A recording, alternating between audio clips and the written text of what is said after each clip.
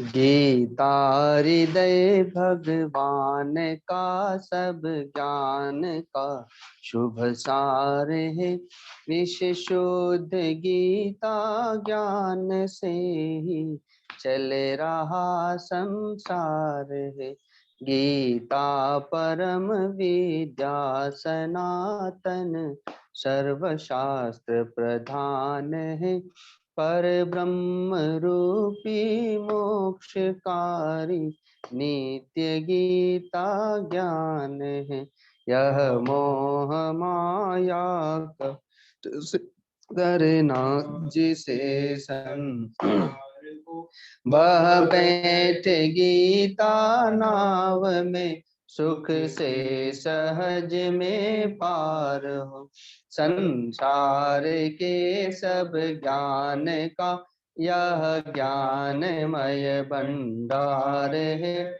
श्रुति उपनिषद वेदांत ग्रंथों का परम शुभ सार है।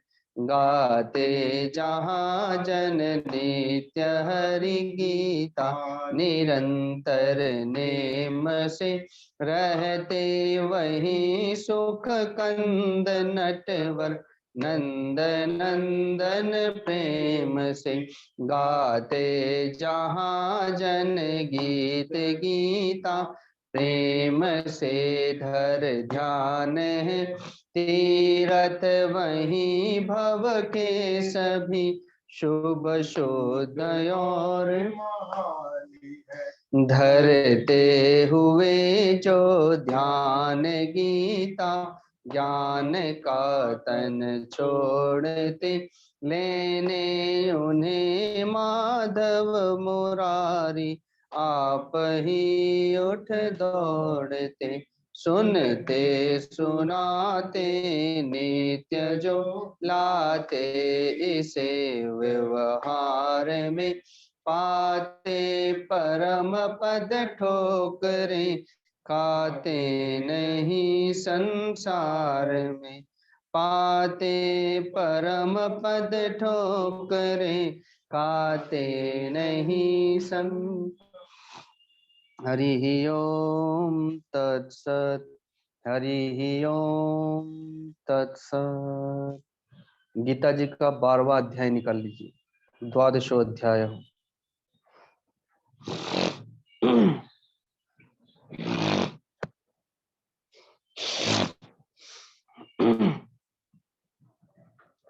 ओम श्री परमात्मने नमः।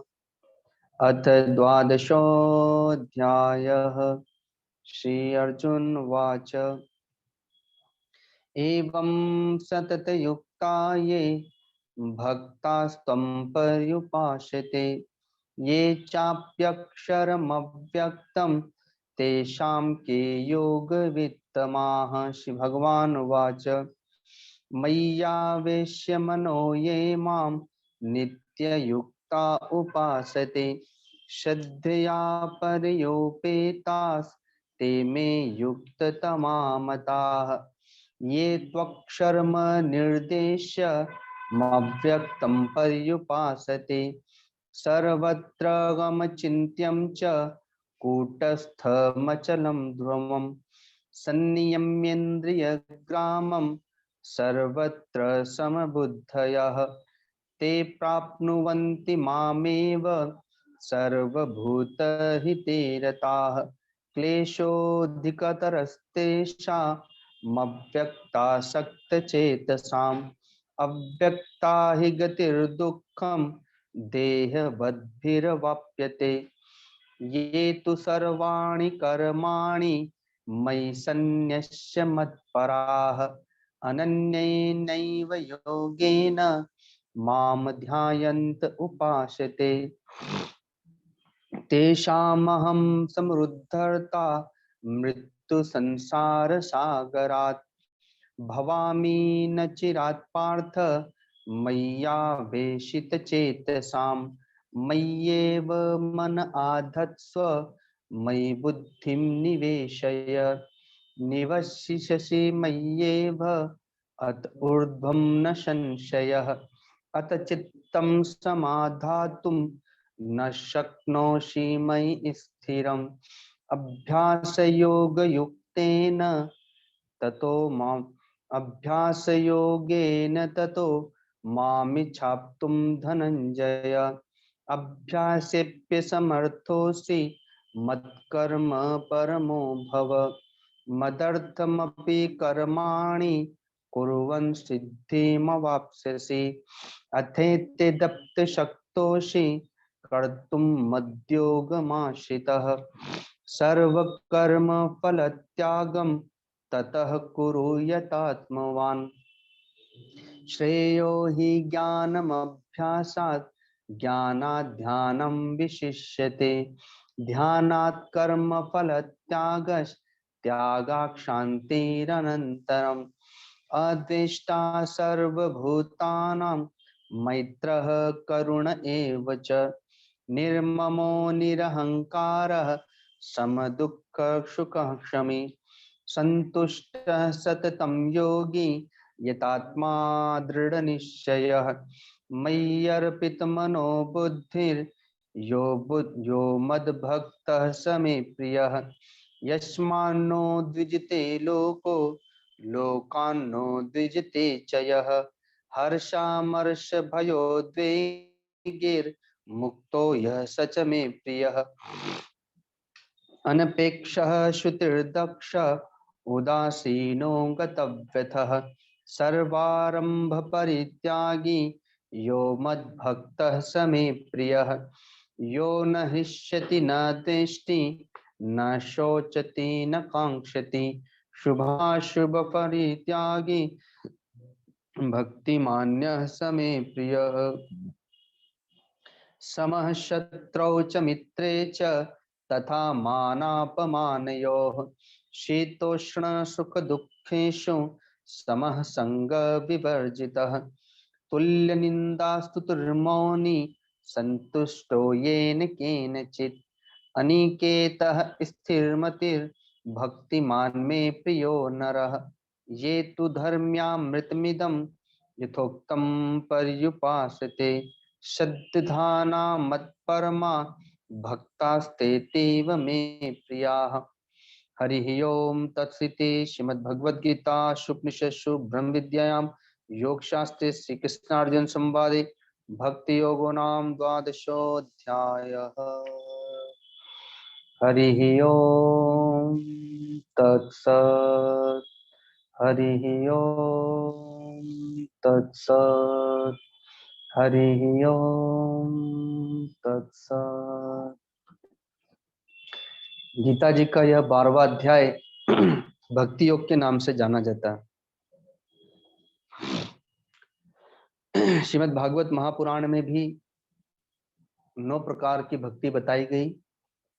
अर्चन, वंदन, पूजन, साख्य, स्वामी के भाव से। श्री रामचरितमानस में भी भगवती शबरी को निमित्त बना करके प्रभु श्री राम ने 9 प्रकार की भक्तियां प्रदान की। प्रथम भगति संतर का संगा, दूसरी तम कथा प्रसंगा, गुरुपद पंकज सेवा, तीसरी भगति अमान, चौथी भगति मम गुण गण करे कपट गान आदि आदि, जो हम लोगों ने कई बार जिसके विषय में विचार विमर्श किया। श्रीमद् भगवत गीता में भगवान ने जो भक्ति योग नामक यह अध्याय दिया है, तो हम देखेंगे कि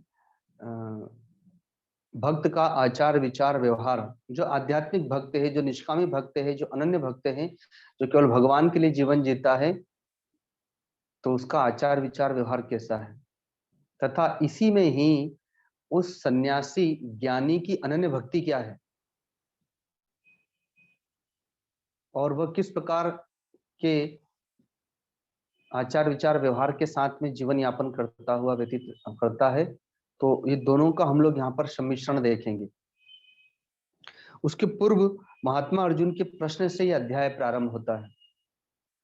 10वें अध्याय में भगवान ने अपनी विभूतियों का वर्णन किया महात्मा अर्जुन के निवेदन करने पर।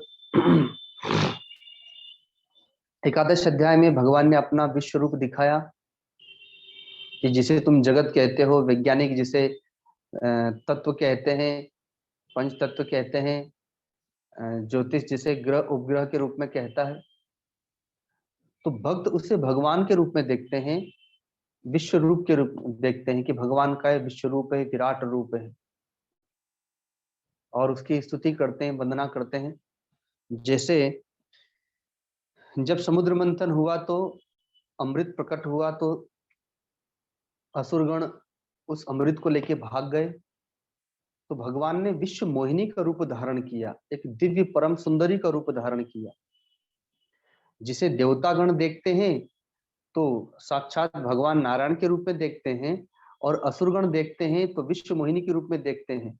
अतः वे सम्मोहित हो गए, काम भाव से व्याकुल हो गए, और सब उस अमृत को उसी को दे दिए, भगवान को ही दे दिए। तो वैसे ही यह जगत है अज्ञानियों की दृष्टि में, वैज्ञानिकों की दृष्टि में तत्व है, ज्योतिषों की दृष्टि में ग्रह उपग्रह है, लेकिन भक्त की दृष्टि में भगवान है। तो अमृत तो उन्हीं देवताओं को मिला जिन्होंने भगवान को भगवान के रूप में देखा, और जो असुर मोहिनी के रूप में देखे वे तो मोहित हो गए, उन्हें तो मदिरा मिली, मेहनत तो बहुत किया लेकिन अमृत उन्हें नहीं मिला। वैसे ही इस जगत को जगत के रूप में देखने वाले तो मोहित हो जाएंगे, भ्रमित हो जाएंगे, बार बार जन्मेंगे, बार बार मरेंगे, लेकिन जो भक्त हैं वे विश्व रूप में उपासना करेंगे तो उन्हें अमृत तत्व अर्थात परम तत्व की प्राप्ति होगी। तो महात्मा अर्जुन ने प्रश्न किया भगवान के उस विश्व रूप का दर्शन करके कि हे प्रभु, जो आपने अभी सगुण रूप मुझे दिखाया, विश्व रूप मुझे दिखाया, कुछ लोग इसकी उपासना करते हैं, यद्यपि इसके कुछ अंगों की उपासना भी करते हैं। जो लोग पहली बार इस विषय को सुनेंगे तो उन्हें बड़ा आश्चर्य होगा, लेकिन जो पहले सुन चुके होंगे तो उनके लिए आश्चर्य नहीं होगा कि इसके अंग है। कोई इसका एक अंग देवी भगवती दुर्गा की उपासना करता है, क्योंकि वो इसी विश्व रूप से प्रकट हुई हैं। कोई भगवान विष्णु की उपासना करता है, वो इसी के एक अंग हुए। कोई भगवान शिव की उपासना करता है, कोई गणेश जी की उपासना करता है, कोई भगवान सूर्य की उपासना करता है। तो आप लोगों ने रामचरितमानस में पढ़ा होगा, माँ मंदोदरी ने इसी विश्व रूप की उपासना की थी। तो वो कहती हैं कि बादल इस विश्व रूप के बाल हैं, सूर्य इनके नेत्र हैं, दिक्पाल इनकी भुजाएं हैं, वेद इनकी वाणी है, वायु इनका श्वास है, सरस्वती इनका गला है, पर्वत पहाड़ इनकी हड्डियां हैं, वृक्ष इनके रोए हैं, मन बुद्धि चित्त और अहंकार। तो चंद्रमा ही मन है, ब्रह्मा ही बुद्धि है, विष्णु ही चित्त है, और शिव ही अहंकार है। इस प्रकार से ये समग्र विश्व रूप की उपासना की थी मां मंदोदरी ने, इसलिए भगवान श्री राम को पहचान लिया ये साक्षात नारायण ही है, साक्षात विश्व रूप ही इस रूप में प्रकट हो गए हैं। तो वैसे ही यहाँ पर मैं किसी एक अंग की उपासना की बात नहीं कर रहा हूं, यहाँ पे समग्र विश्व रूप की। तो कहते हैं कि जो इस सगुण रूप अर्थात समस्त विश्व रूप की उपासना करता है वह योगी श्रेष्ठ है, या जो आपके निर्गुण निराकार की उपासना करता है वह योगी श्रेष्ठ है। इन दोनों में श्रेष्ठ कौन है? तो प्रश्न को आप लोग समझ गए होंगे कि सगुण उपासक श्रेष्ठ है या निर्गुण उपासक श्रेष्ठ है। तो निर्गुण की उपासना वो आगे हम बताएंगे कि निर्गुण की उपासना क्या है, और सगुण की उपासना। तो सगुण में आप सभी उपासना करते हैं, कोई भगवान शिव की, कोई विष्णु की, कोई दुर्गा जी की, कोई गणेश जी की, कोई सूर्य भगवान की। लेकिन यहाँ पर किसी एक अंग की उपासना की बात नहीं है, समग्र विश्व रूप की उपासना की बात आ रही है। सगुण का मतलब समग्र विश्व रूप की उपासना, जो अभी अभी आपने मुझे विश्व रूप दिखाया है, कोई तो उसकी उपासना करते हैं और कोई निर्गुण की उपासना करते हैं। इन दोनों में श्रेष्ठ कौन है? ये महात्मा अर्जुन का प्रश्न है कि हे प्रभु, जो अनन्य प्रेमी भक्तजन पूर्वोक्त प्रकाश से निरंतर आपके ध्यान भजन में लगे रहकर आप सगुण रूप परमेश्वर को, और दूसरे जो केवल अविनाशी सच्चिदानंद घन निराकार ब्रह्म को ही अति श्रेष्ठ भाव से भजते हैं, उन दोनों प्रकार के उपासकों में अति उत्तम योग वेदता कौन है? तो जैसे कोई छोटा बालक कहे कि माँ आपको हम दोनों भाइयों में प्रिय कौन है, और बड़ा बालक भी वहीं बैठा हो, छोटा भी वहीं बैठा हो, और छोटे ने कह दिया माँ से, पिता से कि आप बताइए कि हम दोनों में श्रेष्ठ कौन है, हम दोनों में प्रिय कौन है। तो ये बड़ा बेटा भी जानता है कि माता पिता को अपनी समस्त संतानें प्रिय होती हैं, और श्रेष्ठ कौन होता है? जो बड़ा है, जो आज्ञा का पालन कर रहा है, श्रेष्ठ तो वही होता है। और माता पिता भी इस विषय को जानते हैं, लेकिन फिर भी बच्चे को प्रसन्न करने के लिए वो कह देती है कि बेटा तुम ही मुझे बहुत प्रिय हो, बेटा तुम ही बहुत श्रेष्ठ हो। तो इससे बड़े को बुरा नहीं लगता, क्योंकि वो जानता है कि माँ ने बच्चों को फुसलाने के लिए कहा है। ठीक वैसे ही महात्मा अर्जुन ने यहाँ पर जो प्रश्न किया है, तो निर्गुण निराकार की उपासना अत्यंत कठिन है। इस बात को भगवान ने 7वें अध्याय में भी कहा है, अन्य अध्यायों में भी कहा है कि वासुदेव सर्वमिति स महात्मा से दुर्लभ, ज्ञान योग की उपासना करने वाला अत्यंत दुर्लभ है। भक्ति योग से चलने वाले बहुत है, कर्म योग से चलने वाले बहुत है, ये ज्ञान योग से तो कोई एक विरला ही चलता है। तो बहुत कठिन साधना है, एक तो समझ में ही नहीं आती, इसलिए श्रेष्ठ तो कठिन है, इसलिए वो श्रेष्ठ भी है। और जब समझ में नहीं आ रही है तो जो समझ में आए जिसके, उसके लिए तो वही श्रेष्ठ है, यही कहना पड़ेगा। तो इसलिए भगवान ने सगुण उपासना को श्रेष्ठ कहा, क्योंकि निर्गुण समझ में आएगी नहीं। और अगर कह दी जाए कि निर्गुण श्रेष्ठ है तो उसको लगेगा कि फिर हम सगुण साधना क्यों करें। तो कहीं वो सगुण को भी ना छोड़ बैठे और निर्गुण पकड़ में आई नहीं तो न घर के न घाट के।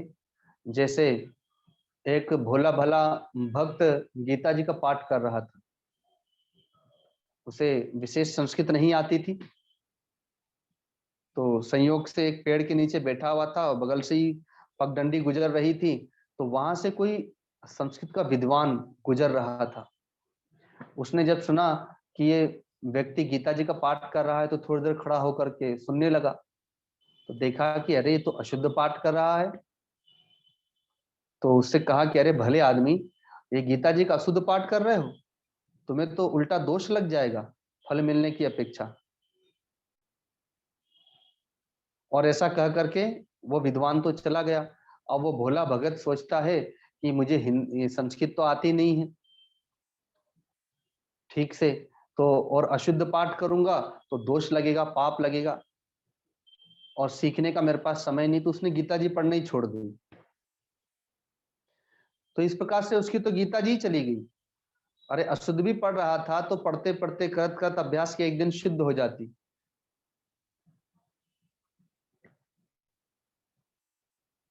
लेकिन गीता जी उसे छोड़ना नहीं चाहिए थी, क्योंकि गीता जी को शुद्ध पढ़ो अशुद्ध पढ़ो चाहे जैसे पढ़ो, उसका प्रत्यवाय दोष नहीं लगता है। जैसे राम राम नहीं बोलते आया तो मरा मरा ही बोलते बोलते सिद्ध हो गए। भगवान का नाम उल्टा सीधा चाहे जैसे जपो, ऐसे गीता जी को उल्टा सीधा चाहे जैसे पढ़ो, अपने आप अभ्यास करते करते करते वो अपने आप सीधा पढ़ा लेगी। तो भगवान कहते हैं कि मुझ में मन को एकाग्र करके निरंतर मेरे भजन ध्यान में लगे हुए जो भक्तजन अतिशय श्रेष्ठ श्रद्धा से युक्त होकर मुझ सगुण रूप परमेश्वर को भजते हैं, वे मुझको योगियों में अति उत्तम योगी मान्य हैं। अर्थात जो सगुण उपासक हैं वो मुझे उत्तम योगी मान्य हैं। जो सदा मुझ में मन लगाए रखते हैं, मेरी उपासना करते हैं, मेरा भजन करते रहते हैं, वो मुझे अत्यंत प्रिय हैं, वे ही उत्तम हैं, वे ही श्रेष्ठ हैं। ऐसा कह करके महात्मा अर्जुन के मन को भगवान ने प्रसन्न कर दिया, क्योंकि उस समय तक वे सगुण उपासना में ही सदा रत थे, निर्गुण की बात तो कभी सुनी नहीं थी, तो उसको समझते कैसे, और जब समझेंगे नहीं तो पकड़ेंगे कैसे, जब पकड़ेंगे नहीं तो साधेंगे कैसे। और सगुण साधना पहले से पकड़ी हुई है, तो जो पहले से ही पकड़ी हुई है उसी के प्रति श्रद्धा भरी जाती है, ताकि उसी से श्रद्धा व्यापक हो जाए। नहीं तो निर्गुण पकड़ में आई नहीं, सगुण भी छूट जाएगी, तो फिर वे नास्तिक हो जाएंगे। अब निर्गुण की कठिनाइता बताते हैं और निर्गुण की साधना बतलाते हैं। कहते हैं कि जो पुरुष इंद्रियों के समुदाय को भली प्रकार से वश में कर लेता है, आंखों को वश में कर लेता है, मनमाना देखने नहीं देता। इसीलिए ब्रह्मचारी के लिए नियम है कि वो नीचे देख करके चलता है। जहां सारे लोग आकाश में चारों ओर दृश्य को देखते हुए, मनमोहक दृश्यों को देखते हुए चलता है जगत में, और वहां पर वो सबसे नजर बचा करके और नीचे की ओर देखते हुए चलता है, क्योंकि वो आंखों को साध रहा है, कानों पर संयम कर लिया है, अनर्गल गीतों को, अनर्गल बातों को, संसारिक चर्चाओं को वो नहीं सुनता, भगवत चर्चा को, हरि चर्चा को ही सुनता है। वह नाक से नाकों को मानो समेट लेता है, तो वह न तेल, फुलेल, सेंट आदि न कुछ लगाता है, और न किसी और के द्वारा लगाए हुए पर वह श्वास के माध्यम से उसे लेना ही चाहता है।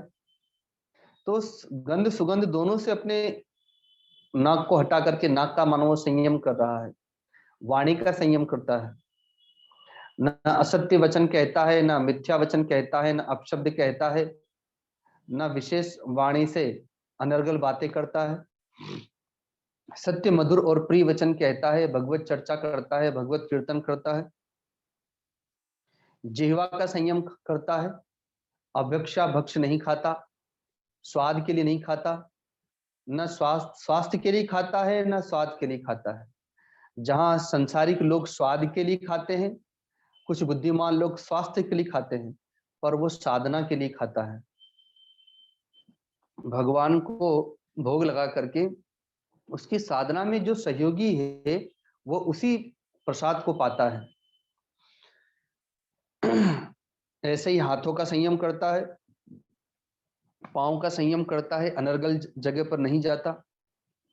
ऐसे ही मन पर संयम करता है, मन को विशेष छोड़ता नहीं संसारिक विचार करने के लिए, बुद्धि पर संयम करता है।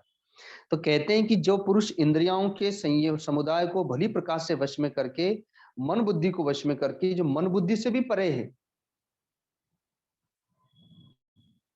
सर्वव्यापी है, अकथनीय स्वरूप है।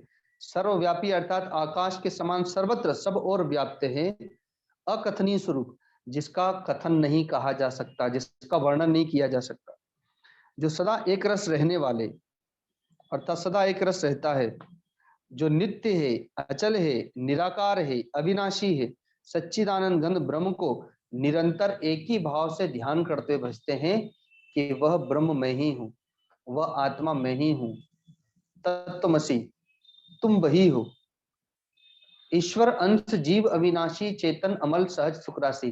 तुम शरीर नहीं हो, तुम इंद्रियां नहीं हो, तुम मन नहीं हो, तुम बुद्धि नहीं हो, तुम चित्त नहीं हो, तुम अहंकार नहीं हो, बल्कि तुम वही शुद्ध साक्षी चेतन आत्मा हो। इसी एक ही भाव में निरंतर स्थित रहते हुए और संपूर्ण भूतों के हित में रत रहता है। इस शरीर से संपूर्ण भूतों की सेवा करता है, वाणी से सबकी सेवा करता है, सबके हित की, सबका हित करता रहता है, और सब में समान भाव वाला है। उसके लिए ना कोई अपना है, ना कोई पराया है, ना कोई ऊंचा है, ना कोई नीचा है, ना कोई श्रेष्ठ है, ना कनिष्ठ है। वो सब में समान भाव वाला है, क्योंकि सब में अपने आप को देखता है या अपने इष्ट को ही देखता है। वह योगी मुझे ही प्राप्त करता है। एक तरफ तो भगवान ने कह दिया सगुण उपासना श्रेष्ठ है, और दूसरी तरफ कह दिया कि निर्गुण उपासक तो मुझे ही प्राप्त करता है।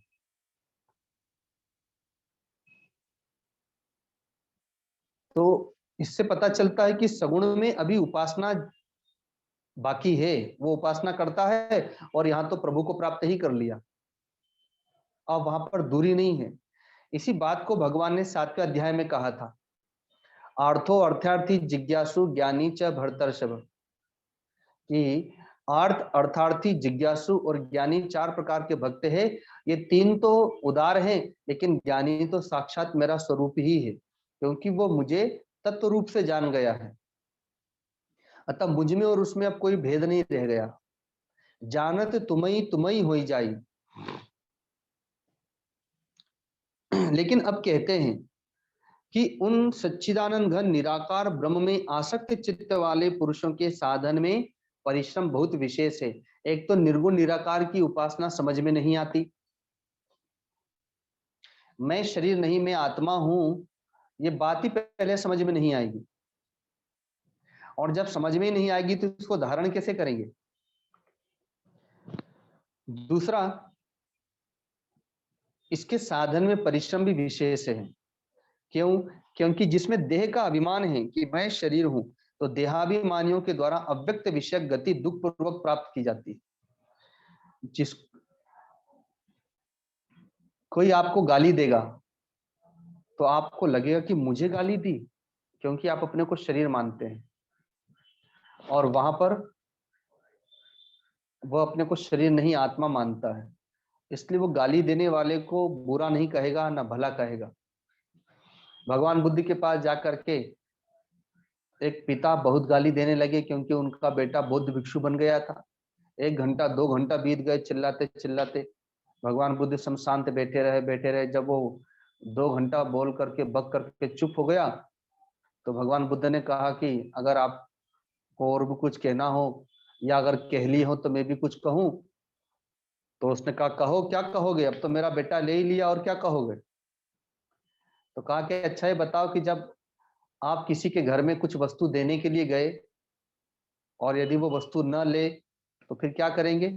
तो करूंगा क्या, वो वस्तु वापस अपने घर लेके चला जाऊंगा। तो कहा कि वैसे ही आप जो 2 घंटे से मुझे इतनी सारी वस्तुएं दे रहे थे, तो मुझे तो आपकी कोई भी वस्तु नहीं चाहिए, क्योंकि मुझ तक आपकी कोई भी वस्तु पहुंच नहीं सकती, इसलिए आप अपनी वस्तु को वापस ले जाइए। तो कहा, मैं जो 2 घंटे से गालियां दे रहा था, आपको कुछ भी सुनाई नहीं पड़ी, आपको उसका कुछ असर नहीं पड़ा। तो कहा कि मुझ आत्मा तक उन गालियों की पहुंच नहीं है, और वहीं पर कोई सामान्य व्यक्ति, अज्ञानी व्यक्ति होगा, तो अगर सामने वाला गाली देने वाला कमजोर है तो उस पर चढ़ बैठेगा, और बलवान है तो दुखी होता रहेगा कि देखो मुझे गाली दे रहा है। इसलिए जो देहाभिमानी है उसके लिए निर्गुण निराकार की उपासना बड़ी कठिन है। अब पुनः सगुण उपासकों के लिए कहते हैं कि जो मेरे परायण रहने वाले, अर्थात जो मेरे आश्रित रहते हैं भक्तजन, और संपूर्ण कर्मों को करके मुझे अर्पण कर देते हैं, तो मुझ सगुण स्वरूप परमेश्वर की ही अनन्य भक्ति योग से निरंतर चिंतन करते हुए भजते हैं, तो उन मुझ में चित्त लगाने वाले प्रेमी भक्तों का मैं शीघ्र ही मृत्यु रूप संसार समुद्र से उद्धार कर देता हूँ।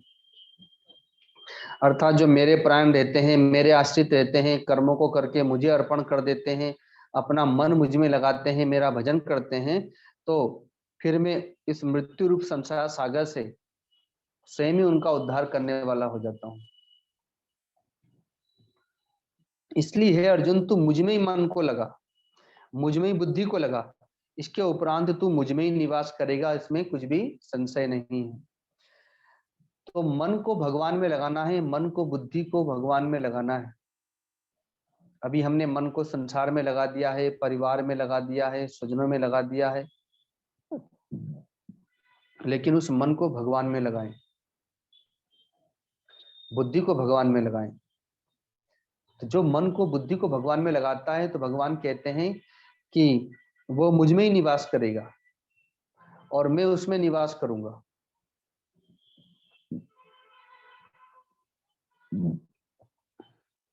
किंतु यदि तू मन को मुझ में अचल नहीं लगा सकता, ऐसा करने में तू अपने को अगर असमर्थ समझ रहा है, तो अभ्यास रूप योग के द्वारा मुझको प्राप्त करने की इच्छा कर, अर्थात अभ्यास कर। कभी जप कर, फिर स्वाध्याय कर, पाठ कर, शरीर से सेवा कर, कभी भजन गा, कभी कीर्तन कर, कभी सत्संग सुन। इस प्रकार से बहुत सारे साधन हैं, इसको कहते हैं अभ्यास योग। एक से मन उबा तो दूसरे में लग गए, दूसरे से मन उबा तो तीसरे में लग गए, इस प्रकार अभ्यास करता रहा। किंतु कहते हैं यदि तू उपयुक्त अभ्यास में भी असमर्थ है, ऐसा अभ्यास भी नहीं कर सकता, तो फिर मेरे लिए ही कर्म करने के परायण हो जा। अर्थात तू जो भी कर्म करता है, जो खाता है, जो पीता है, जो सोता है, जो जागता है, जो कर्म करता है, चाहे खेती करता है, बाल बच्चों का पालन पोषण करता है, झाड़ू पोछा बर्तन करते हैं, या चाहे व्यापार करते हैं, सब तू जो करता है उस कर्मों को मुझे ही अर्पण कर दे। इस प्रकार मेरे निमित्त कर्मों को करता हुआ भी मेरी प्राप्ति रूप सिद्धि को प्राप्त हो जाएगा, अर्थात ऐसा करके भी मुझे प्राप्त हो जाएगा। क्योंकि कर्म को समर्पित करने से कर्म और कर्म के फल से मुक्त हो जाते हैं और फिर अंतःकरण शुद्ध हो जाता है, पवित्र हो जाता है। किंतु यदि मेरी प्राप्ति रूप योग के आश्रित होकर उपयुक्त साधन को करने में भी असमर्थ है, तो मन बुद्धि आदि पर विजय प्राप्त करने वाला होकर सब कर्मों के फल का त्याग कर दे।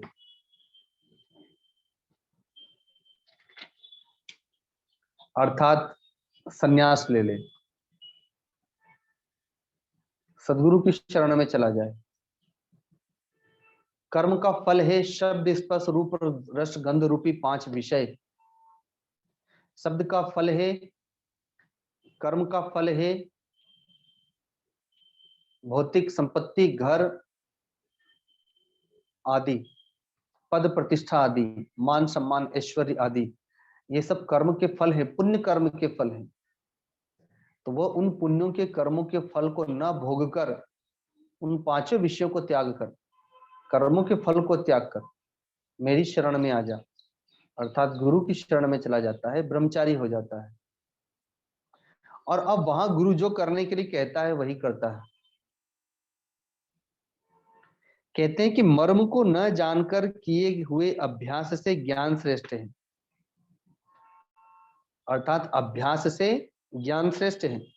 मर्म को जाना नहीं, अभ्यास करते जा रहे हैं, अभ्यास खूब कर रहे हैं, लेकिन मर्म को नहीं समझ रहे हैं, देखा देखी बिना समझे बुझे अभ्यास कर रहे हैं। तो कहते हैं कि उससे अच्छा है कि ज्ञान पहले समझ तो लो। तो ज्ञान श्रेष्ठ है, लेकिन ज्ञान से भी मुझ परमेश्वर के स्वरूप का ध्यान श्रेष्ठ है। ज्ञान है कि मैं शरीर नहीं, मैं आत्मा हूं। उस आत्मा को प्राप्त करने के लिए, उस आत्मा में स्थिर होने के लिए अभ्यास करें, तो उस अभ्यास से ज्ञान श्रेष्ठ है। ज्ञान से अब उस आत्मा का, परमात्मा के स्वरूप का ध्यान श्रेष्ठ है। ज्ञान जान लिया कि मैं शरीर नहीं, मैं आत्मा हूं, तो अब उसके लिए ध्यान करें, अर्थात सदा उसी में लगा रहे। लेकिन उस ध्यान से भी सब कर्मों के फल का त्याग श्रेष्ठ है, अर्थात जान लिया कि मैं शरीर नहीं, आत्मा हूं, तो अब त्याग करता है, ज्ञानी त्याग करता है। ममता त्याग करे ही जिमि ज्ञानी, रस रस सुख जाहि जिमि पानी। अपने आत्मस्वरूप में प्रतिष्ठित होकर के सबका त्याग करता है। तो कहते हैं कि ध्यान से भी सब कर्मों के फल का त्याग श्रेष्ठ है, क्योंकि त्याग से तत्काल ही शांति की प्राप्ति होती है। और यहाँ तक कहते हैं कि परम शांति प्राप्त होती है। त्यागा शांति रणंतरम। आप देखेंगे कि गृहस्थ आश्रम में अपवाद को छोड़ करके कोई ऐसा घर नहीं जहां पर दुख ना हो, कष्ट ना हो, समस्या ना हो। हर घर की अलग अलग कहानियां हैं। लेकिन जो भगवान के लिए जीवन जीता है, चाहे वो गृहस्थ आश्रम में हो, चाहे संन्यास आश्रम में ब्रह्मचारी, उसके पास कोई दुख नहीं, कोई कष्ट नहीं, कोई समस्या नहीं। वो तो बस भगवान में ही त्यागा शांति अनंतम। सब त्याग दिया तो शांति पहले मिल जाती है, भगवान तो बाद में मिलेंगे, लेकिन उसे शांति मिल गई। भौतिक जंजालों से, पारिवारिक और सामाजिक जंजालों से वो ऊपर उठ गया। कौन मर रहा है, कौन जी रहा है, कौन खा रहा है, कोई कौन पी रहा है, उसको कोई लेना देना नहीं किसी से। तो त्यागा शांति अनंतम, वो अपार शांति में निमग्न हो जाता है। अब आगे वो क्या करता है सन्यासी? या गृहस्थ आश्रम में जो भगवत भक्त है वो क्या करता है, अब उन्हीं अणुव्रतों को दिया जा रहा है। तो जैसा कि मैंने आप लोगों को कई बार पहले बताया भी था कि एकादशी का व्रत, नवरात्रि का व्रत, सावन के व्रत, रामनवमी, कृष्ण जन्माष्टमी, कार्तिक का व्रत आदि, सावन के महीने में सावन के व्रत, ये सब सदग्रस्त भक्तों के लिए है। सन्यासी के, ब्रह्मचारी के व्रत दूसरे हैं। आप पालन नहीं करते तो आपको दिखाने के लिए, आपको पकड़ाने के लिए, आपको समझाने के लिए वो सन्यासी आपके व्रतों का भी पालन करता है, ताकि आप कम से कम गृहस्थ के धर्म का पालन तो करें। अब सन्यासी के क्या धर्म है या वो कौन सा व्रत लेता है, तो सबसे बड़ा व्रत तो उसका यही है कि आज से मैं भगवान के लिए ही जीवन जीऊंगा, ये उसका महाव्रत है। और अद्वेष्टा सर्वभूतानां मैत्र करुण एवच, अहिंसा व्रत लेता है वो, कि सारी दुनिया उसको सताएगी लेकिन वो किसी को नहीं सताएगा, और किसी से यह भी नहीं कहेगा कि मुझे सताओ मत। ये सन्यासी का व्रत है। एक बार किसी कार्यक्रम में हम लोग को आमंत्रण मिला, बहुत बड़ा फंक्शन हुआ, कथा हुई, सत्संग हुआ, भजन हुआ और बृहद भंडारे का आयोजन भी था। उसमें भगवान को भोग लगा,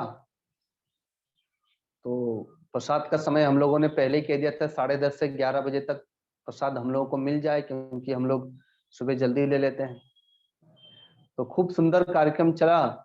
अब 11 बज गए, 11:30 बज गए, 12 बज गए, हम लोग वहीं बैठे हैं और हम लोग का कार्यक्रम तो हो चुका था, सत्संग हो गया, भजन हो गया। अब लोग अपना, अन्य लोग जो थे गायक लोग, वो लोग गा रहे थे, भक्त लोग गा रहे थे। तो 1 घंटा ऊपर हो गया, तो हमने फिर इशारा किया कि भाई भोजन प्रसाद की क्या व्यवस्था है। तो घबरा गए कि अरे पंगत तो शुरू हो गई उधर, सब एक दूसरे के भरोसे बैठे हैं कि वो लेके जाएंगे या वो लेके जाएंगे, या वो खिलाएंगे या ये खिलाएंगे।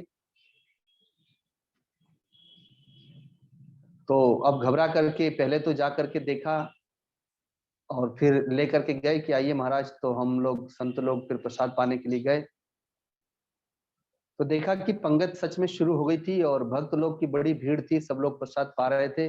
पर किसी ने ध्यान नहीं दिया गया कि जिनको हमने आमंत्रण दिया था उन संतों को हम लोगों ने प्रसाद तो पवाया नहीं।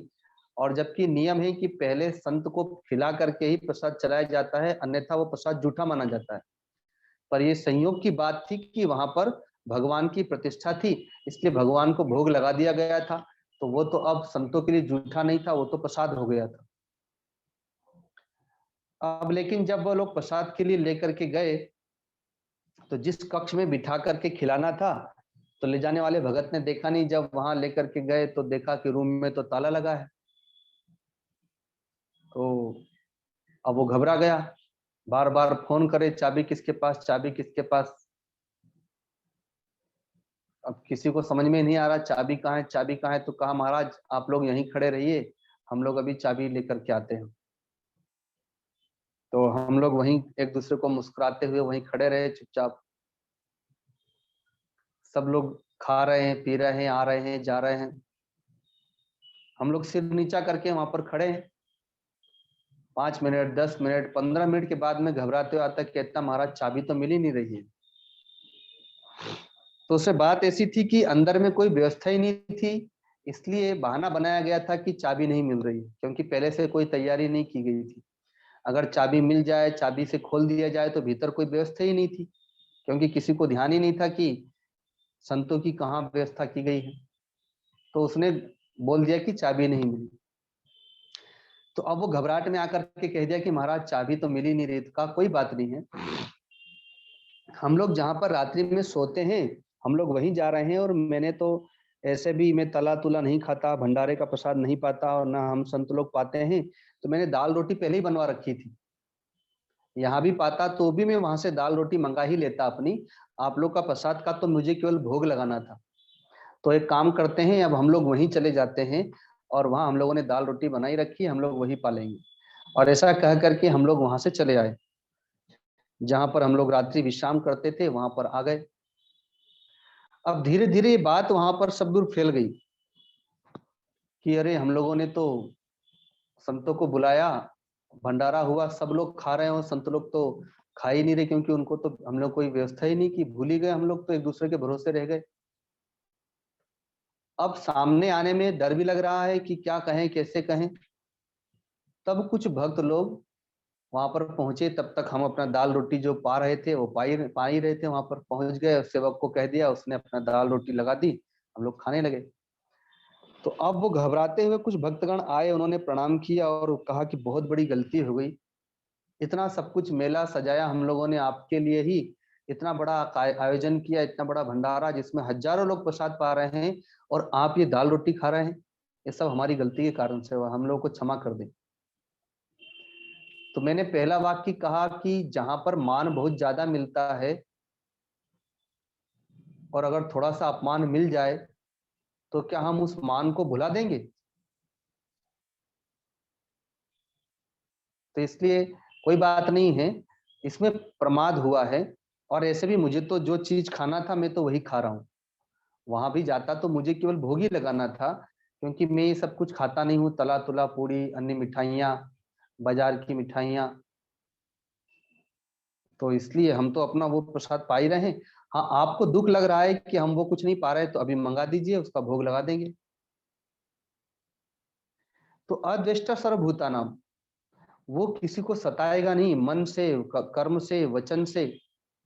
उन्होंने कहा कि जब मैंने ये वाक्य कहा तो कहते हैं कि आपने तो इतनी बड़ी घटना को इतनी सहजता से छोटे में निकाल दिया, हम लोग तो सोच रहे थे कि पता नहीं अब आप बोलेंगे, यहाँ आएंगे कि नहीं आएंगे, क्या करेंगे, बड़ा हम तो विचलित हो गए थे, पर आपने इतनी बड़ी बात को इतनी सहजता से छोटे में लेके निकल गए।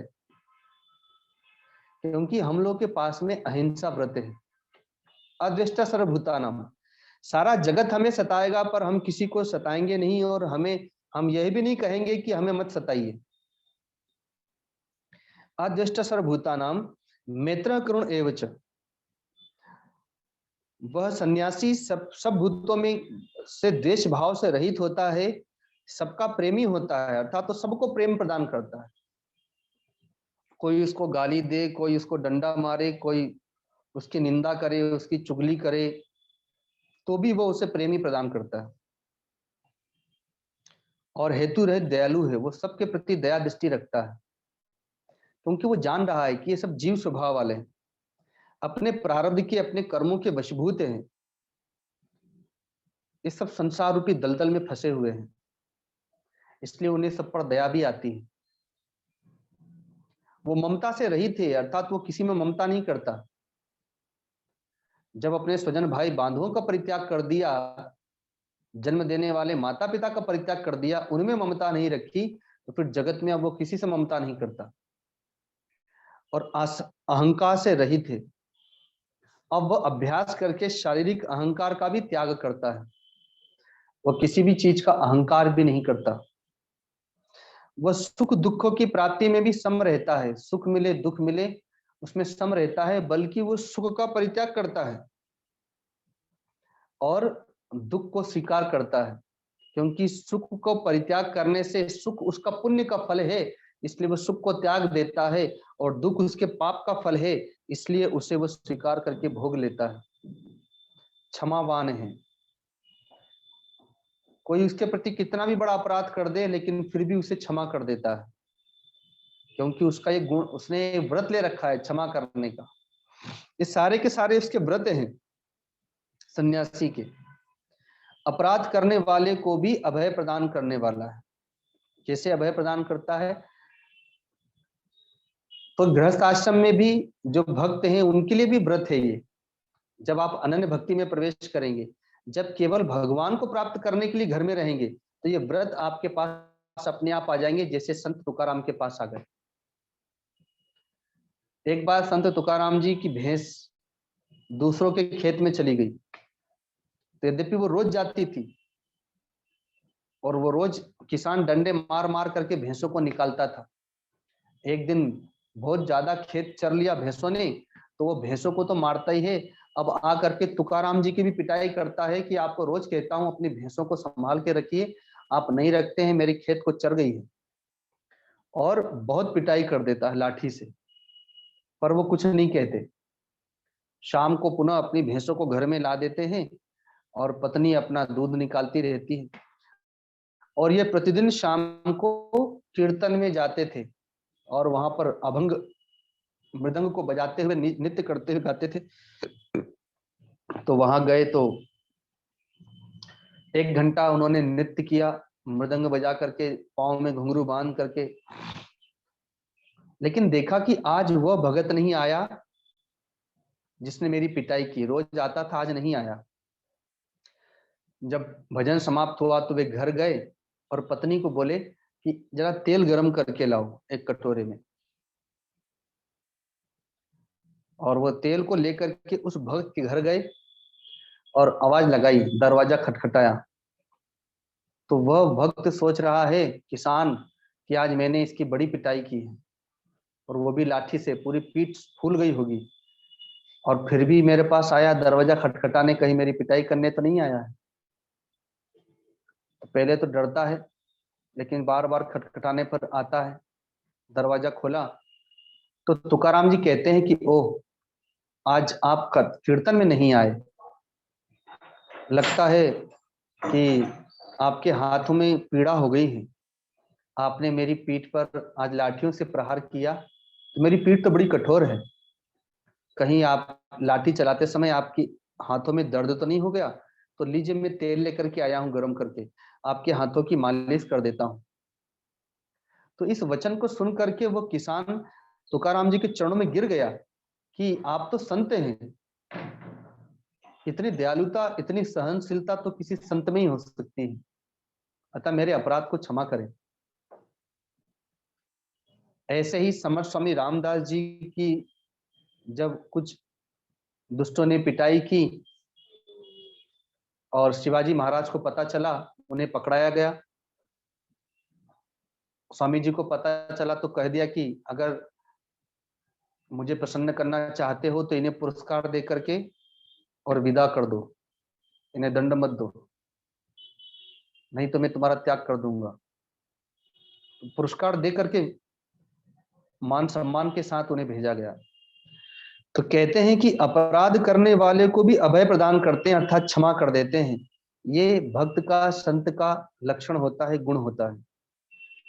और आप लोगों को कोई थोड़ा भी बोल दे तो आप तो फिर उसके पीछे ही पड़ जाते हैं।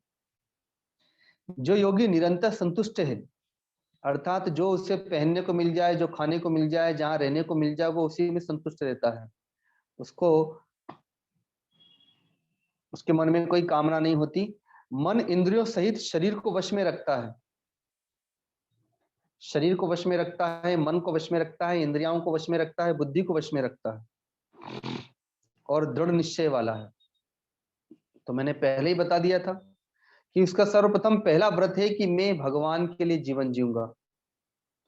तो कहते हैं जो मुझ में दृढ़ निश्चय वाला है, वह मुझ में अर्पण किए हुए मन बुद्धि वाला भक्त मुझको अत्यंत प्रिय है। यही भक्ति योग है।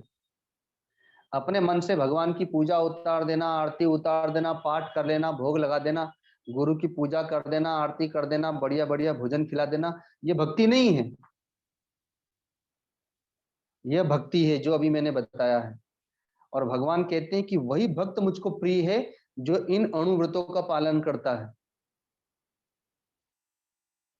जिससे कोई भी जीव उद्वेग को प्राप्त नहीं होता और न स्वयं वह किसी से उद्वेग को प्राप्त होता है। उद्वेग मतलब दुखी होना, शोक संतप्त होना, चिंतित होना, व्यथित होना। तो न तो वो किसी को व्यथित करता है और न स्वयं किसी से व्यथित होता है। और वह कुछ अच्छी वस्तु मिल जाने पर हर्षित भी नहीं होता कि आज तो बहुत बढ़िया भोजन मिल गया, आज तो बहुत बढ़िया पहनने को मिल गया, बहुत बढ़िया बिस्तर मिल गया, बहुत बढ़िया वस्तु मिल गई। ऐसा कुछ भी, वो कुछ भी मिल जाएगा तो उससे हर्षित नहीं होता। और न ही वह अमर्ष को प्राप्त होता है, अर्थात यदि उसको नहीं भी मिला और उसके बगल वाले को, पड़ोसी को मिल गया, तो उसको देख के उसको अमर्ष अर्थात ईर्ष्या नहीं होती। वो भय और उद्वेग आदि से रहित थे, अर्थात उसे किसी प्रकार का भय भी नहीं है, क्योंकि वो भगवान के आश्रित है। तो भगवान कहते हैं कि वो भक्त मुझको बहुत प्रिय है, जो इस प्रकार के आचरण वाला है। जो पुरुष आकांक्षा से रहित है, अर्थात उसे किसी से किसी प्रकार की कोई आकांक्षा नहीं है, और बाहर भीतर से शुद्ध है, बाहर से भी शुद्ध रहता है, पवित्र रहता है, और भीतर से भी शुद्ध रहता है, पवित्र रहता है, और चतुर है। चतुर का तात्पर्य त्याग में चतुर है, भगवान का भजन करने में चतुर है, पक्षपात से रहित है, वो किसी पक्ष और विपक्ष में नहीं पड़ता, दुखों से छूटा हुआ है, अर्थात दुख उसके मन को नहीं छू पाता, दुख तो आता है लेकिन उसके मन में प्रवेश नहीं करता, और सब आरंभों का त्यागी है, अर्थात सब कर्मों में कर्तापने के अभाव से रहित है। वो कर्म सब करता है, लेकिन कर्म का अहंकार नहीं करता, कर्म में कर्तापने का भाव नहीं है, कर्म के फल की कामना नहीं है, कर्म करके भगवान को समर्पित कर देता है। तो भगवान कहते हैं ऐसा भक्त मुझे बहुत प्रिय है, जो कभी हर्षित नहीं होता, कोई उसका मान सम्मान करे, पूजा आरती करे, कोई उसे बहुत अच्छी वस्तु प्रदान करे तो वो हर्षित नहीं होता, और कोई उसका अपमान करे, उसे पीड़ित करे, उसकी निंदा करे, चुगली करे, गालियां दे, तो उससे वो द्वेष भी नहीं करता, और ना शोक संताप करता है कि ये मुझे इतना परेशान क्यों कर रहा है, मैं तो इनका कोई बिगाड़ नहीं रहा हूं। लेकिन ना हर्षित होता है, ना द्वेष करता है, ना शोक करता है, ना कामना करता है, बल्कि शुभ अशुभ संपूर्ण कर्मों का, संपूर्ण व्यवहारों का त्याग करके केवल प्रभु के स्मरण में रहता है। वो भक्ति युक्त पुरुष मुझको अति प्रिय है।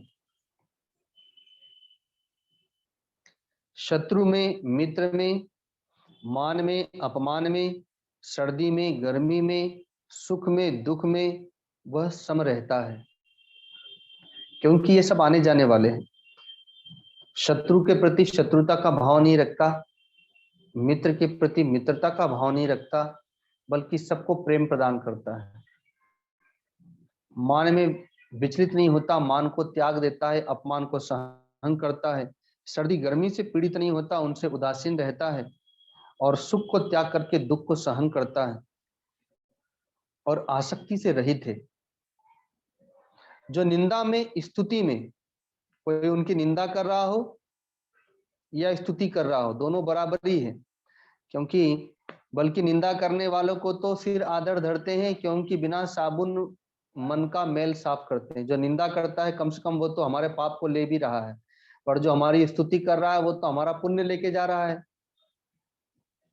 पर फिर भी वो निंदा स्तुति में समान भाव रखता है और मननशील है, तथा जिस किसी प्रकार से भी शरीर का निर्वाह हो जाए उसी में संतुष्ट रहता है, शरीर के लिए विशेष प्रयत्न नहीं करता, जो मिल जाए रूखा सूखा सादा उसी को पा करके अपना भजन करता रहता है, और रहने के स्थान में भी ममता और आसक्ति नहीं करता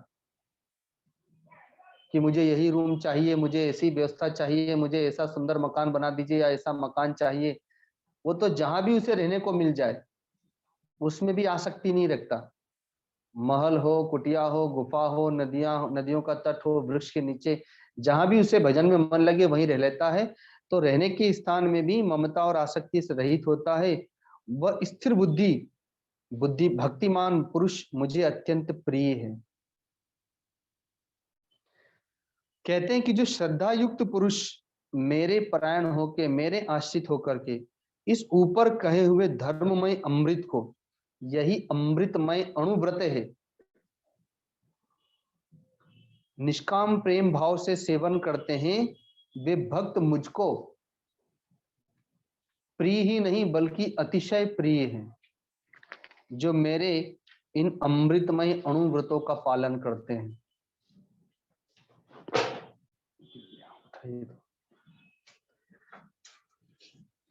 तो ये बहुत कठिन व्रत, लेकिन ये सन्यासियों के व्रत हैं। तो सुनने में तो ऐसा लगता है, लेकिन सन्यासी अपने जीवन में इन्हीं अणुव्रतों को लेकर के जीवन जीता है। एक छोटी सी कथा श्रीमद् भागवत महापुराण में है, जिसको 2 मिनट में कह के वाणी को विराम दूंगा। भक्त उद्धव को भगवान श्री कृष्ण ने जब ये अणुव्रत बताए तो उद्धव जी कांप गए कि अरे, इतना कठिन होता है सन्यासी का जीवन।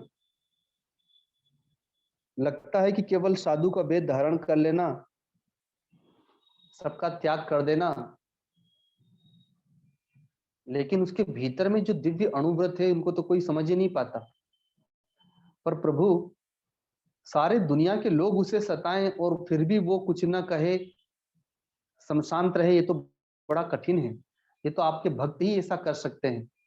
तो आज तक जो भी भक्त हुए उन्होंने सबने किया है, कहा कि हाँ। कहते हैं कि देखो, एक कहानी सुनाता हूं। भगवान कहते हैं, उज्जैन में मेरा एक भक्त है। तो पहले एक ब्राह्मण है, उज्जैनी नगरी में एक ब्राह्मण है। पहले वो मेरा भक्त नहीं था। उसका व्यापार चलता था, कर्मकांड जानता था, खेती भी थी, इसलिए उसके पास बहुत धन आता था। उसके यजमान भी उसे धन देते थे। वो बहुत धनवान ब्राह्मण था, लेकिन महाकंजूस। वो अपने परिवार बाल बच्चों पर कुछ भी खर्चा नहीं करता था, सब रूखा सूखा खाते थे। और वो तो अपने शरीर पर भी खर्चा नहीं करता था। धोती फट जाती थी तो अपने हाथों से सिल के पहनता था। जूते जब चलता था तो जब पथरीली जगह आती थी तो जूते उतार लेता था कि कहीं मेरे जूते इस पथरीले पत्थरों पर चल करके टूट ना जाएं। ऐसा कंजूस था। अब परिवार के बाल बच्चे लोग सब उससे डरते थे, क्योंकि अहंकारी और बहुत बलवान भी था। तो इसलिए डर के मारे कोई कुछ कहता नहीं था। पर बच्चे लोग यह समझ करके सहन कर रहे थे कि बूढ़ा कल के दिन मर जाएगा, तो जो भी संपत्ति वो तो हम ही लोग के काम आएगी। छोड़ो, अभी क्या कहना है इसको, हमारे कहने से भी देने वाला तो है नहीं। तो वो गृहस्थ आश्रम का जो धर्म है उसका भी पालन नहीं करता था। अर्थात दरवाजे पर ब्राह्मण, अतिथि, भिखारी, गोमाता, संत, ब्रह्मचारी, कोई भी आए खाली हाथ जाते थे, किसी को कुछ नहीं देता था। ऐसा कंजूस। पितर पक्ष में पितरों के निमित्त कुछ भी दान पुण्य नहीं करता था। देवताओं के निमित्त कोई हवन यज्ञादि नहीं करता था। और ब्राह्मण था, इसलिए राजा को कर भी नहीं देता था, क्योंकि राजा को क्या पता कि इसके पास धन कहाँ से आ रहा है, कितना है। तो यह सोच करके कि ये गरीब ब्राह्मण है, क्योंकि रहता तो ऐसे ही फटे हाल था, इसलिए पता भी नहीं चलता था कितनी संपत्ति है। तो क्या किया, देवतागण नाराज हो गए।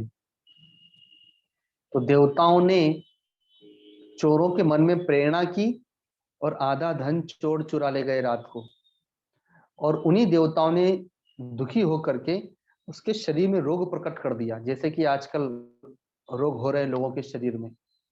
क्योंकि दान पुण्य तो करना नहीं है, चोरी से धन कमाने लग गए हैं और उसी को खा रहे हैं, उसमें भी दान पुण्य इतना होता नहीं है, इसलिए घर घर में रोग हो गए। तो आधा धन तो चोर ले गए, कुछ धन रोगी हो जाने से डॉक्टर ले गए। अब कुछ धन बचा तो उसमें आग लगा दी देवताओं ने, किसी को प्रेरणा दे करके। इस प्रकार से सारा धन चौपट हो गया। और अब तो बाल बच्चों ने यह कहकर कि बूढ़े कहीं के, तुमने तो कुछ भी नहीं दिया, सब बर्बाद हो गया, चल निकल घर से, ऐसा कहकर के धक्के देकर के घर से बाहर भी निकाल दिए। तब उसको बड़ा वैराग्य हुआ कि अरे राम राम, मैं इस धन के लिए इतना प्रयत्न कर रहा था जो मेरे कुछ काम नहीं आया। और देखो, जब तक धन था तब सब मुझसे डरते थे, मेरी जी हजूरी करते थे।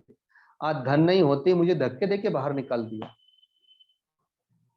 और मैं मूर्ख उस परमात्मा रूपी असली धन को भूल करके इस नकली धन के चक्कर में मेरा सारा जीवन बिता दिया।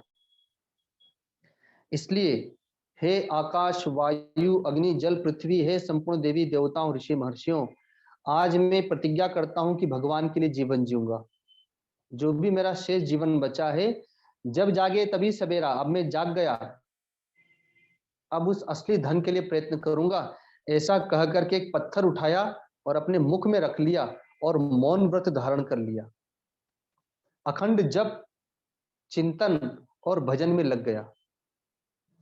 किसी पेड़ के नीचे, किसी गुफा में, कभी नदियों के तट पर विचरण करता रहता था। भिक्षाटन करने के लिए गांव में जाता था तो दूर दूर के लोग जान गए थे कि गरीब वो ब्राह्मण था, बड़ा कंजूस था, धन लुट गया तो साधु बन गया। तो इसलिए कोई उसको भिक्षा भी नहीं देता था, क्योंकि उसने कभी किसी को दान पुण्य किया ही नहीं था। तो कहीं उसको गालियां देते थे लोग, कहीं उसके कपड़े छीन लेते थे, कपड़े फाड़ देते थे, कभी दान पात्र छीन लेते थे, कभी उसके ऊपर थूक देते थे, कभी कभार कोई दे देता था तो उसी को खा करके जीवन यापन करता था। लेकिन वो यही सोचता था कि ये शरीर का प्रारब्ध है, जो दिया है वही मिल रहा है, इसलिए किसी से कुछ नहीं कहूंगा, सब सहन करते हुए भगवान का भजन करूंगा। तो ये अणुव्रत अपने आप उसके पास आ गए। अहिंसा, सत्य, अस्तेय, ब्रह्मचर्य, अपरिग्रह, सोच, संतोष, तप, स्वाध्याय, ये जितने भी मैंने अभी 35-40 अणुव्रत गिनाए, वो सारे अणुव्रत उसके पास आते चले गए। वो सहन करता चला गया। कभी लोग उसके हाथ पांव बांध के इसको मकान में बंद कर देते थे, 2-2 दिन तक पड़ा रहता था, लेकिन वही भगवान का भजन करता रहता था। कभी कोई बहुत सम्मान करता था, किसी गांव में चले गए तो वहां के गांव के लोग नहीं पहचानते थे, उनकी पूजा आरती करते थे और बढ़िया भोग बना करके खिलाते थे। तो उस मान सम्मान में और इस अपमान में, दोनों में सम रहता था। और ऐसे ही करते करते करते करते उस वृद्धावस्था में भी उसने भगवान को प्राप्त कर लिया। भगवान श्री कृष्ण कहते हैं कि हे उद्धव जी, ये अणुव्रत का पालन करने वाले भक्त ऐसे होते हैं। तो इसलिए 12वें अध्याय से संतों के जीवन चरित्र को, जो दिव्य बना हुआ है इसका चरित्र, उसके पीछे जो अणुव्रत है वे यही अणुव्रत है। और इसे गृहस्थ आश्रम में भी संत तुकाराम जैसे, राजा जनक जैसे भक्तगण स्वीकार करके अपने दिव्य चरित्र को दिव्य बना लेते हैं। इतना दिव्य बना लेते हैं कि भगवान प्रसन्न हो जाते हैं। तो उन्हीं अणुव्रतों में से कुछ अणुव्रत आप भी, हम भी अपने जीवन में उतारें। आज 26 जनवरी गणतंत्र दिवस है। आज के दिन संविधान रचा गया था। देश को चलाने के लिए कुछ नीति नियम होते हैं, तो वैसे ही हमारे परिवार को चलाने के लिए भी कुछ नीति नियम होना चाहिए, कुछ संविधान होना चाहिए। अपने शरीर के लिए भी कुछ संविधान होना चाहिए, कुछ नियम होना चाहिए। जब गणतंत्र अर्थात अपने देश के लिए हम संविधान बनाते हैं, तो अपने परिवार के लिए संविधान क्यों नहीं बनाते? अपने परिवार में भी संविधान होना चाहिए कि रोज सुबह उठ करके सबको सूर्य भगवान को जल चढ़ाना है, तुलसी जी को जल चढ़ाना है, शिव जी को जल चढ़ाना है, बड़े बूढ़े माता पिता को, दादा दादी को प्रणाम करना है, एक माला जप करनी है, हनुमान चालीसा का पाठ करना है, उसके बाद ही नाश्ता मिलेगा। ये परिवार का संविधान है। शाम को जब अपने घर से जब भी कोई व्यापार के लिए जाए, नौकरी के लिए जाए, ऑफिस जाए, तो हाय हेलो बाय बाय कह के न जाए। जय सिया राम, हरिओम, राधे राधे, जय श्री कृष्णा आदि की आदत डाले। ये हमारे परिवार का संविधान है। मोबाइल पर हेलो आदि न कह करके, हाय आदि न कह करके, हरिओम, राम राम, राधे राधे, जय श्री कृष्णा, जो जिसको पसंद हो वो उसको स्वीकार करे। अपने जीवन में किसी एक ग्रंथ का पाठ हो, शाम को संध्या हो, बूढ़े लोग तो कम से कम संध्या करें, और रात को सोने से पहले माता पिता को प्रणाम करें, दादा दादी को प्रणाम करें, अगर वे अस्वस्थ हैं तो उनके चरणों की सेवा करें, और उसके उपरांत प्रभु का स्मरण करते हुए विश्राम करें। ये हमारे घर का संविधान हो। तब वास्तव में गणतंत्र दिवस पूर्ण माना जाएगा। क्योंकि हर परिवार एक देश है, एक राज्य है, वो गृहस्थ आश्रम है। तो इस पर आप लोग विचार करेंगे। अब यहीं पर अपनी वाणी को विराम देते हैं। बोलिए सदगुरुदेव भगवान की, गीता माता की, गीता विधाता की, श्री कृष्ण आनंद कंद भगवान की। ओम पार्वती पते हर हर हर महादेव।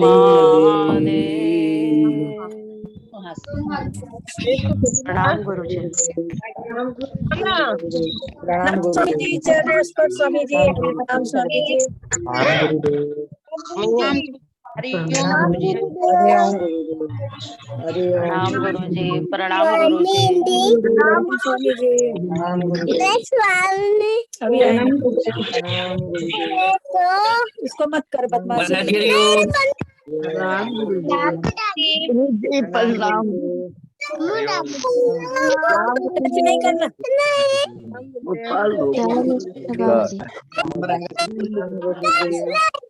प्रणाम गुरुदेव, प्रणाम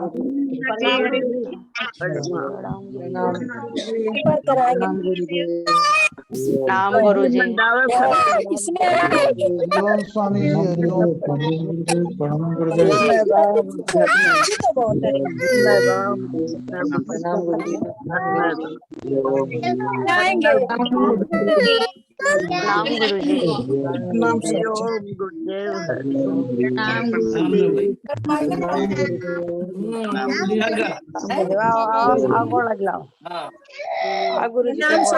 प्रणाम गुरुदेव, प्रणाम स्वामी जी, चरणेश्वर स्वामी जी। नारा लगाई। प्रणाम गुरुजी। प्रणाम गुरुदेव। प्रणाम गुरुदेव। प्रणाम गुरुदेव। जय गुरुदेव की जय। हरि ओम गुरुजी। हरि ओम जय। भगवान की जय। की जय। बाबा की जय। आयव की जय। जय जय गुरुदेव, की जय। जय जय गुरुदेव।